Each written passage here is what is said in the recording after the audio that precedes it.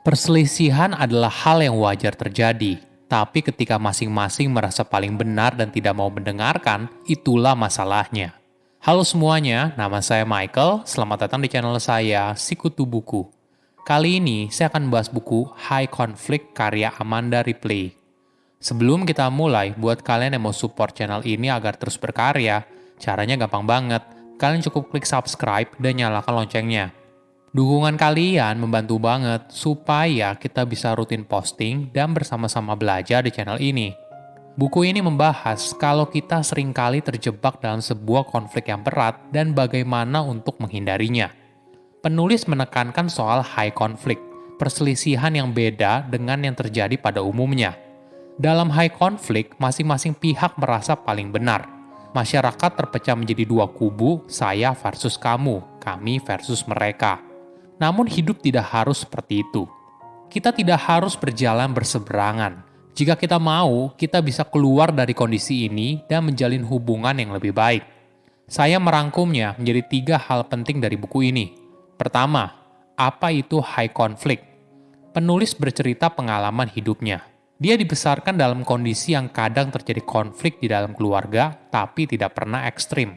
Penulis seringkali mendengarkan orang tuanya bertengkar di bawah. Ketika dewasa, penulis bekerja sebagai reporter yang menulis banyak konflik, kejahatan, terorisme, dan sebagainya. Namun pada tahun 2016, saat pemilihan presiden di Amerika Serikat, penulis merasa ada yang aneh. Bagaimana bisa begitu banyak orang melihat dunia dengan cara yang sangat berbeda, tapi dengan keyakinan yang tinggi? Penulis melihat sendiri, banyak warga Amerika mulai bertengkar satu sama lain karena memiliki perbedaan pilihan politik. Pemilih Partai Demokrat membenci pemilih Partai Republik, begitu juga sebaliknya. Setidaknya, ada 38 juta orang Amerika berhenti berbicara dengan anggota keluarga atau teman mereka karena pemilihan presiden tersebut. Hal yang terjadi di Amerika, saya rasa juga kita rasakan di Indonesia. Inilah yang ditekankan oleh penulis sebagai dorongan misterius yang membuat seseorang kehilangan akal sehatnya, karena berada dalam perselisihan ideologi, politik, nilai sosial, dan sebagainya. Dorongan misterius ini membuat kita bisa membenci orang yang bahkan tidak kita kenal. Jika sudah begitu, mungkin saja kita terjebak dalam high conflict. Sebagai gambaran, high conflict berbeda dengan perselisihan pada umumnya. Pada perselisihan yang sehat, masalah dapat mendewasakan orang yang di dalamnya dan menjadi pribadi yang lebih baik. Kita perlu hal ini untuk memahami satu sama lain dan berkembang sebagai masyarakat. Namun beda halnya dengan high conflict.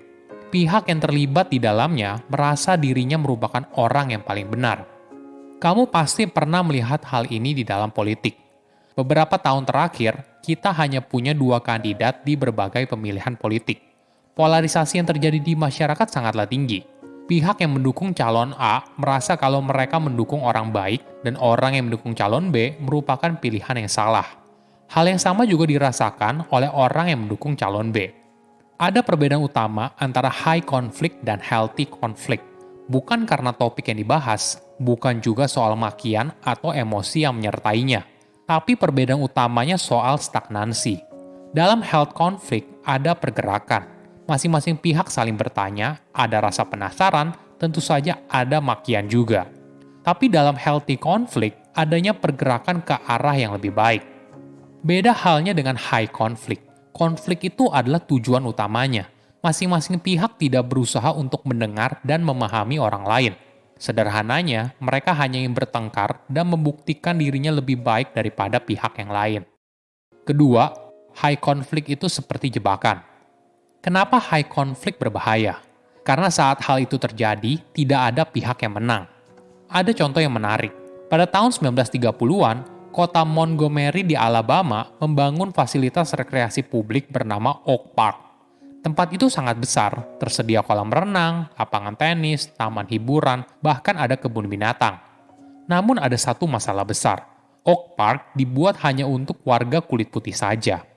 Pada tahun 1957, pria muda kulit hitam ditangkap karena dia mengambil jalan pintas pulang ke rumah dari tempat kerja melalui Oak Park.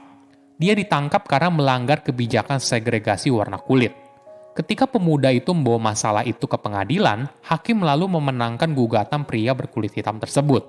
Hakim beranggapan warga dari semua warna kulit berhak menggunakan taman tersebut, karena taman itu dibangun dari pajak yang juga dibayar oleh warga kulit hitam.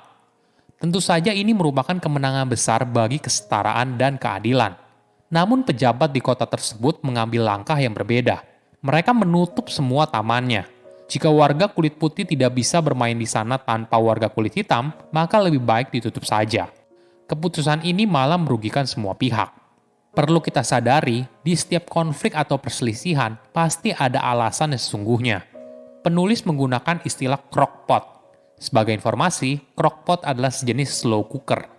Dia lalu mengilustrasikan suami istri yang ingin bercerai, namun sedang bertengkar soal kepemilikan crockpot yang mereka dapatkan saat menikah. Padahal, dalam 10 tahun pernikahan, barang tersebut tidak pernah mereka gunakan. Sekilas pertengkaran ini terlihat tidak masuk akal. Harga crockpot juga tidak terlalu mahal. Namun ketika seorang mediator perceraian mulai bertanya ke masing-masing pihak, hal itu baru masuk akal. Bagi wanita tersebut, crockpot itu penting karena seperti peralatan yang dimiliki orang tuanya dulu saat dia kecil. Mereka sekeluarga sering makan bersama menggunakan crockpot tersebut.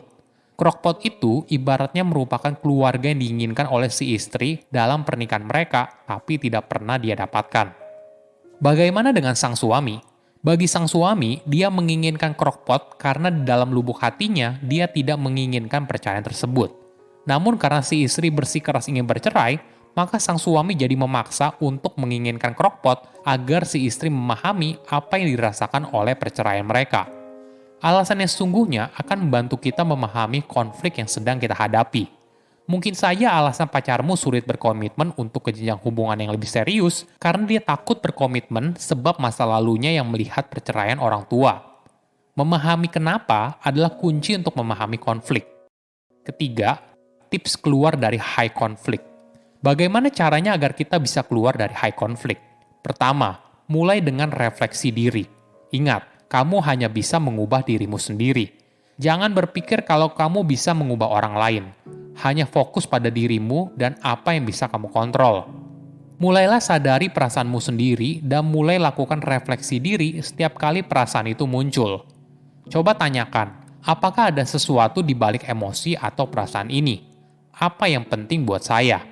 Apakah saya tahu apa yang saya inginkan dari situasi ini? Terkadang saat kita berusaha untuk memenangkan sebuah argumen, bukan karena kita ingin orang lain setuju dengan kita, tapi mungkin saja kita hanya ingin didengar dan dimengerti. Kedua, lepaskan dualisme. Kita perlu belajar melihat manusia lebih dari sekedar kita versus mereka, saya versus kamu. Mungkin tips yang bisa kamu coba adalah mencoba menjalin koneksi positif di antara kalian. Hal ini menjadi sebuah pengingat untuk melihat mereka sebagai manusia, bukan sebagai orang yang berseberangan. Ketiga, jauhi provokator. Mereka adalah orang yang mengambil kesempatan dari sebuah konflik. Coba perhatikan, siapa orang di sekitarmu yang suka dengan konflik? Siapa orang yang berusaha menjalin hubungan dengan orang lain karena mereka membenci orang yang sama? Hidupmu akan lebih indah apabila kamu menjauhi tipe orang tersebut. Ketika kita tidak lagi berbicara saya yang paling benar atau kamu yang paling benar, maka kita baru mulai mencari titik temu dari permasalahan yang kita hadapi. Silahkan komen di kolom komentar pelajaran apa yang kalian dapat ketika baca buku ini. Selain itu, komen juga mau buku apa lagi yang saya review di video berikutnya. Saya undur diri, jangan lupa subscribe channel YouTube Sikutu Buku. Bye-bye.